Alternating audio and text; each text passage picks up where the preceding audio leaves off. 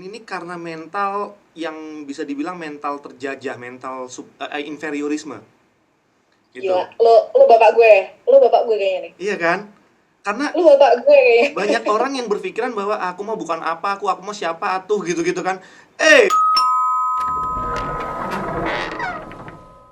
nah, Tapi menurut gue ya, another thing yang bikin gue bisa mikir kayak gini, itu juga karena gue dulu, gue, I went through different types of environment. Jadi kayak gue tuh SD sampai SMP, gue di sekolah Katolik.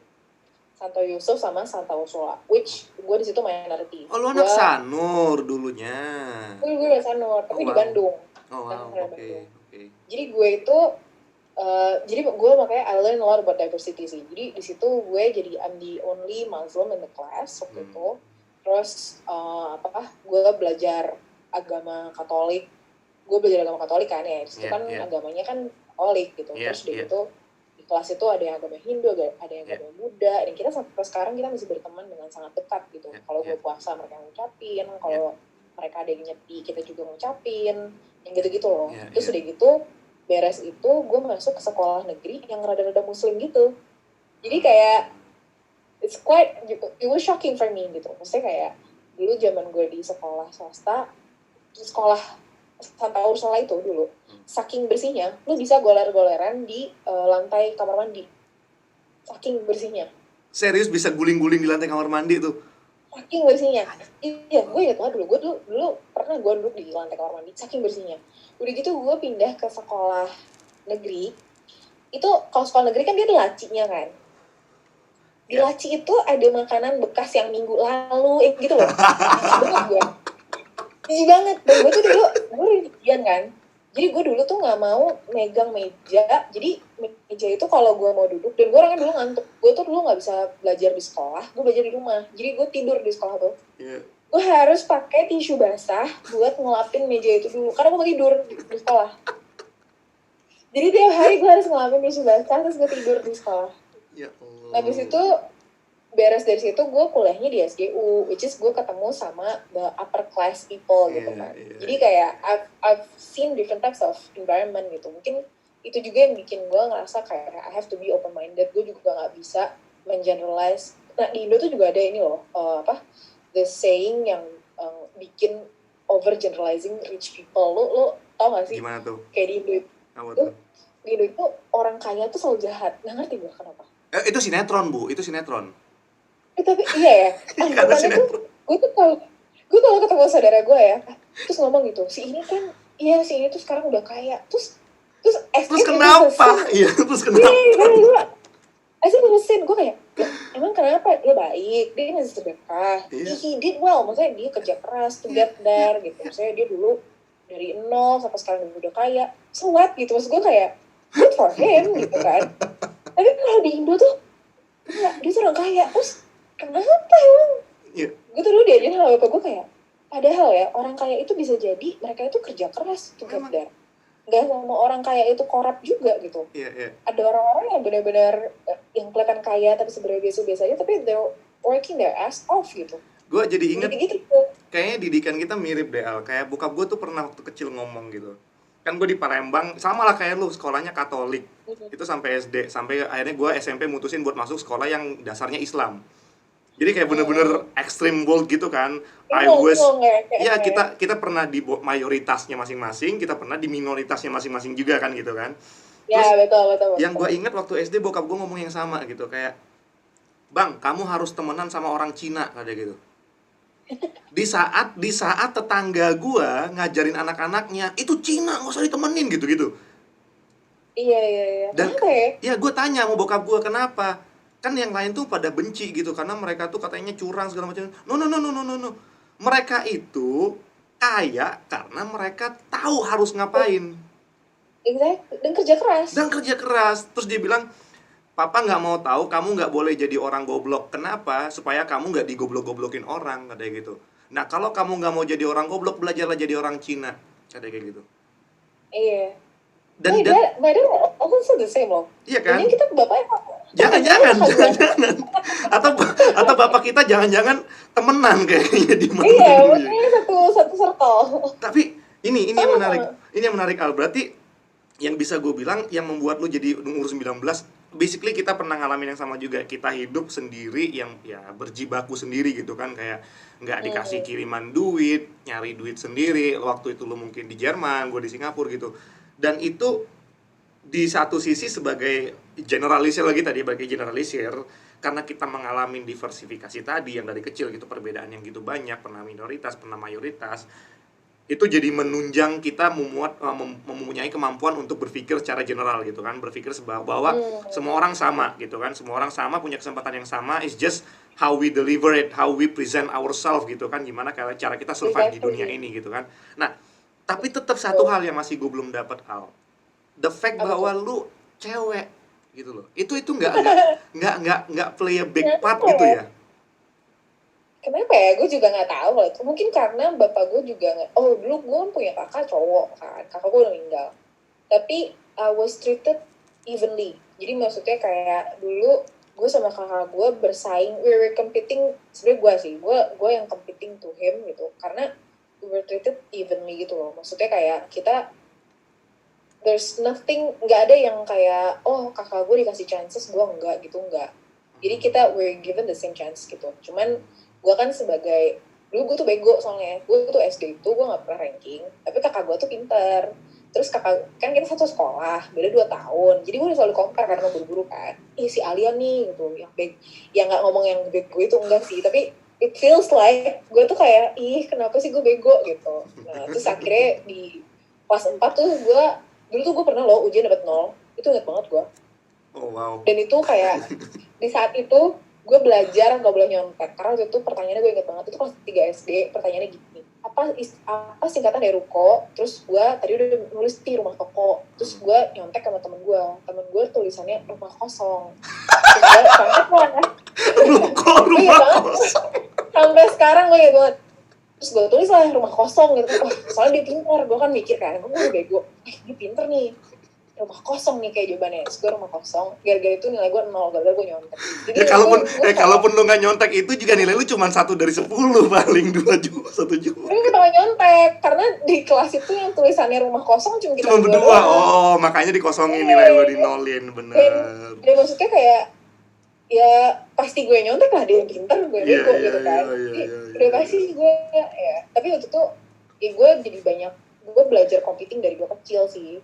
Terus dulu gue pernah ya lomba modeling, kan lomba modeling harusnya dulu tuh gue manyun gitu orangnya, gue tuh anak kecil yang nggak pernah senyum. Terus kakak gue tuh beda, kakak gue tuh kayak bule, terus dia ganteng gitu gitulah.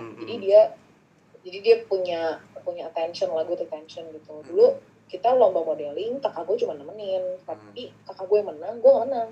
Oh, wow. Padahal gue yang lomba, dia yang nemenin gitu. Jadi dulu gue tuh iya, jadi gue tuh dari dulu kayaknya udah punya, I was treated evenly by my parents gitu. But in terms of my community gitu, in terms my environment, I have to fight for it gitu. Maksudnya kayak gue, it was proven kayak kalau kakak gue, he can get it easily gitu. Tapi kadang-kadang gue ngerasa mungkin karena dia pintar, mungkin karena dia ganteng juga gitu. Sedangkan gue, I have to fight for my own way gitu. Tapi dari dulu tuh gue ngerasa kayak, I'm proving it every day gitu. Itu ya, kelas 4 gue mulai ranking 3, kelas 5 gue ranking 2, kelas 6 gue ranking 1, SMP gue ranking 1, terus gue dapet beasiswa. Dulu itu gue kayak, I'm proving it to myself every day gitu. Maksudnya gue kayak, gue gak butuh orang lain buat tahu, gue cuma kayak to myself, gue ngerasa kayak Iya. You owe yourself ya, lu berhutang sama diri lu sendiri untuk kebahagiaan lu ya. Iya, walaupun kadang-kadang gak bikin bahagia loh gitu. Bikin stres. Gak pernah puas jadi stres abis itu. Ya 6 tahun kemudian gue stres setelah itu. Tapi I learn a lot lah gitu. Gue ngerasa kayak ya kalau gue gak gitu, I will never be who I am today gitu. Kalau gue gak pernah ngerasa, I'll never thought that I could be a head of operation someday. Maksudnya in a very short period of time gitu, kayak it's a very short period of time gitu. Gue pertama kali yang benar-benar berkarir di Indo itu baru 4 tahun yang lalu gitu. Previously yang gue di Jerman, gue sempet juga freelance jadi translator AMDAL, aneh banget deh. AMDAL apaan? Gue gak punya duit waktu gue kuliah, bapak gue gak punya duit. Kita bulan puasa cuman makan gue bulan puasa cuma makan telur sama roti kaleng kongguan. Wow. Karena itu kan roti kaleng kongguan kan itu kan isinya banyak macam-macam. Jadi gue supaya irit gue beli roti kaleng kongguan sama telur. Jadi gue tiap hari gue rebus telur sama makan biskuit satu gitu. Terus gue gak punya duit kan, jadi gue waktu itu berusaha cari freelance, gue nge-translate AMDAL karena bahasa Inggris gue lumayan bagus lah, jadi gue sambil nungguin gue cari kerja gitu. Jadi gue pernah ngerjain itu juga, tapi abis itu nggak berapa lama akhirnya gue keterima juga di. Tapi it was not for a long period of time. Abis itu gue bisa menghidupi diri gue sendiri lagi. Tapi ya I did a lot of things lah gitu. Berarti benar-benar yang namanya yang namanya usaha itu ya, orang sering bilang usaha tidak mengkhianati hasil, which is salah sebenarnya menurut gue. Hasil yang tidak mengkhianati usahanya udah dilakuin dulu, hasilnya tidak berkhianat kan gitu harusnya. Oh iya benar juga ya. Iya. Cuman kadang-kadang bahasa kita agak aneh-aneh lah. Dan itu terbukti berarti ya. Gue nggak, makanya gue selalu bilang, lo tau nggak? Kan anak-anak, gue kalau bikin seminar sama anak-anak kuliah, anak-anak kuliah itu selalu nanya gini, Kak, yang paling susah kalau bikin CV itu apa sih Kak? Itu menurut gue, itu pertanyaan yang sangat lucu. Karena gue yang ngebikinin CV-nya mereka. Kan jadi kalau di tempat gue itu, lo kalau bikin CV, lo kasih ke gue experience lo apa, semua all of the things that you did lah gitu. Nanti gue yang merangkum, gue yang pilihin kata-kata yang bagus, gue design well gitu-gitu. Dan yang paling susah among all, it's not the designing, it's not the making the good words, making the good sentences, but yang paling susah itu adalah kalau mereka nggak punya experience. Itu gue sering banget ngomong, gue itu pernah di IPB waktu itu, gue ngomong in front of 200 people, ditanya gitu, apa yang paling susah? Terus gue bilang, yang paling susah itu kalau kalian gak ada experience. Itu susah banget. Setuju. Karena what do you wanna say gitu? How can you sell yourself if you're not exposed to anything? If you're not willing to know kayak something out there gitu. Dulu gue pas kuliah itu, gue juga ngerasa gue dulu diselamatkannya gara-gara gue serius banget waktu gue internship. Tapi gue nggak pernah BEM, gue nggak pernah yang bukan BEM MPM, gue nggak pernah ikut gitu. Gue agak menyesal karena gue nggak bikin community di situ, karena itu kadang-kadang bikin network kan. Gue ngeliat teman-teman gue di di UI itu kan mereka ikut BEM ini terus dia koneksinya kemana-mana. Gue enggak gitu. Terus gue dulu agak menyesalnya di situ. Jadi gue ngomong ke anak-anak itu, gue bilang kayak, lo harus tahu ya, ini this is the very precious time that you can do. Pertama, it's a very safe environment. Lo bisa bikin salah apapun, tapi it's not going to risk. Lo nggak bakal dipecat kalaupun lo salah waktu kuliah. Exactly. Bener. Gue bilang kayak, lo, it's a very risk-free environment. Sometimes you were even paid for whatever you learn, ya kan? Lo kalau misalnya pergi MUN atau apa, you will get paid. And you will get traveling opportunity. Terus you will meet a lot of people. Dan lo nggak ada, kalau sekarang kan kita mah harus bayar bills ya kan, kita harus nyiapin ini. Belum tahu kan harga listrik berapa. Iya gitu. Sesusah-susahnya lo waktu kuliah kan, most of the people gitu, biasanya kalau di Indo kan kuliah itu masih tinggal sama bokap nyokapnya, mesti jajan gitu. Jadi kayak lu tuh harusnya pakai. Jadi waktu itu gue bilang kayak yang paling penting adalah you find your own experience gitu, you make your own experience, dan lo harus bisa belajar out of it. Terus ya, gue juga sering banget ditanyain gini, terus Kak, misalnya ini udah ada, jadi kalau orang di Indo itu kan sering banget ya nulis CV itu cuman title doang, atau bahkan bukan title doang, kadang-kadang tulis itu cuma perusahaannya doang, FVF Astra gitu. Iya, apa betul. Jadi OB, jadi apa? Ngapain di sana gitu kan dia? Iya. What changes does you make gitu? What changes do you make gitu there? Terus gue juga bilang waktu itu kayak role apa gitu, dan gue selalu minta bukan role doang, gue selalu minta role lo apa, job description lo apa, sama achievement lo apa di situ. You have to be able to write these three. Gue ada kayak kanvasnya gitu supaya mereka tuh bisa tahu kira-kira apa yang mau mereka tulis gitu. Terus banyak juga yang clients gue yang udah kerja 5 to 10 years, ada loh yang kerja udah 5 to 10 years, mungkin kerjanya masih admin atau apa, tapi mereka kalau gue tanya job desk lo apa, jawabannya ya gitulah Kak gitu. Atau enggak, kalau gue nanya achievements lo apa, ya tapi kan aku cuma admin, aku gak punya achievements. gue sampai harus lecture them, and then I told them kayak every little thing that you do they're different than the others. Pokoknya hal setitik yang yang bikin lu beda dari yang lain itu adalah your achievement. Bisa jadi it doesn't always mean like you're achieving self target. Gitu. It doesn't mean that gitu. Maksudnya kayak bisa jadi kayak lo waktu lo ngadmin lo bisa masukin data itu 10 times faster than the other gitu. Itu hal-hal kecil sebenarnya cuman menjual banget bener. Okay. Dan maksudnya kan ada orang-orang yang looking for this people, this person itu fast ya kerjanya gitu. We see from that point of view gitu. Itu juga yang gue pelajarin untuk di HR gitu. Dan ada juga yang gue bilang kayak lu nggak pernah salah, misalnya dia kerja jadi admin, tapi lu nggak pernah salah, itu aja udah achievement. Iya.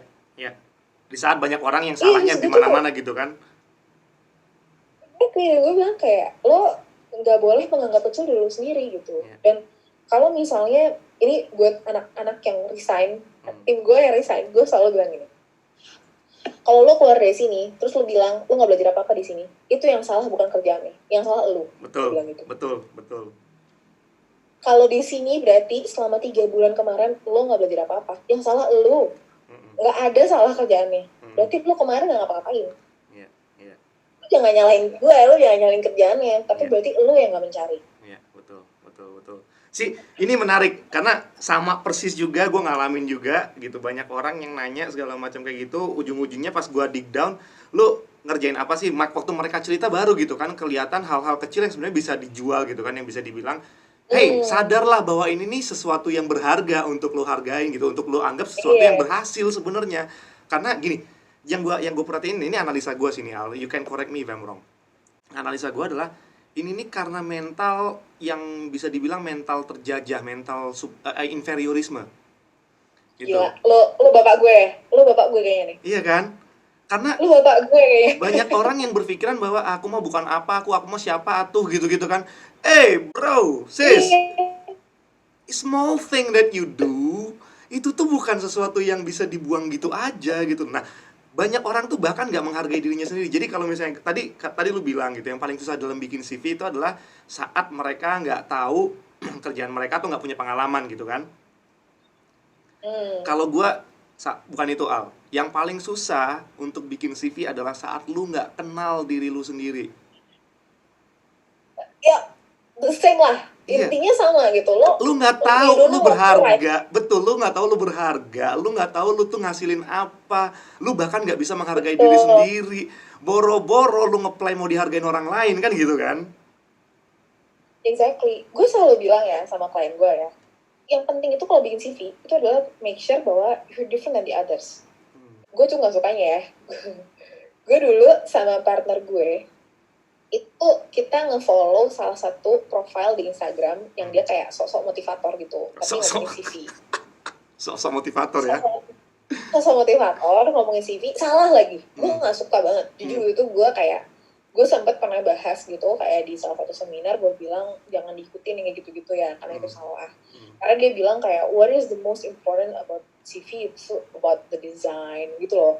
It's about the design, it's about the sophisticated words that you put in there, yang gitu-gitu loh. Kayak all the bullshit gitu. Itu kayak jijik dengernya. Gue tuh dulu, dan lo harus tahu ya, nanti gue mungkin bakal share ke lo personally tentang dia punya profile IG ya. Itu nyampah banget menurut gue. Itu kenapa gitu ya? Karena itu tuh misleading banget gitu. Karena CV is not about that gitu. CV is about telling who you are gitu. In a very brief report gitu. Yeah. Dan maksudnya it's about pitching about yourself gitu. Yeah. It's about telling the people who read it that you're good gitu loh. Tapi makanya yang gitu menurut gue kayak it's bullshit if talking about design. Gue kadang-kadang gue bikin desainnya yang bagus kalau misalnya pekerjaannya membutuhkan desain. Misalnya kayak dia ngelamarnya buat jadi product designer atau apa ya, nggak mungkin dong gue plain gitu kan nggak mungkin. Tapi kalau dia ngelamarnya buat jadi lawyer, buat jadi dokter, it doesn't matter. Gue bilang kayak, kan dia nanya nih, banyak banget klien gue nanya, kok ini warnanya abu-abu sih? Gue sering banget warna itu yang monoton gitu, abu-abu putih, tapi well layout lah. Ya, well structured lah ya, minimal structure-nya bener lah ya. Structured, ya. Yang penting layoutnya tuh pack, brief gitu kan. Terus gue bilang kayak, gue nanya gitu, lah lo mau ngelamar jadi apa? Jadi lawyer gitu. Terus gue bilang kayak, lawyer nggak butuh lo pakai warna yang mentereng nggak butuh gitu. Yang penting kalau lawyer itu yang dibutuhin adalah lo bisa telling your story well gitu. Yeah. You will tell other people's story kalau lo jadi lawyer gitu. Kalau lo nggak bisa menceritakan diri sendiri, itu bullshit gue bilang gitu.